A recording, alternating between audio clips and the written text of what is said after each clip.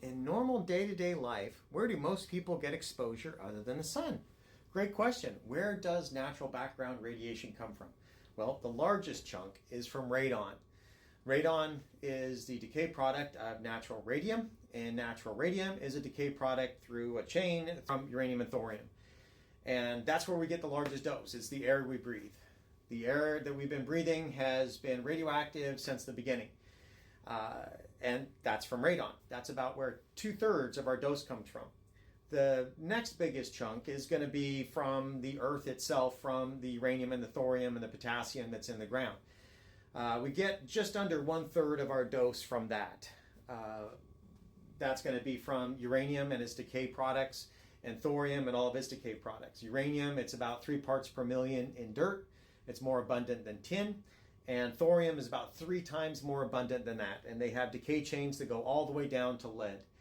And as they go down through that process, they will eventually hit radium, different isotopes of radium, and both forms of isotopes of radium will give off radon, different isotopes of radon, and that's where that dose comes from. But that decay process, all those radionuclides that are in the soil, they're giving off gamma rays, and that becomes a large part of the dose that we get.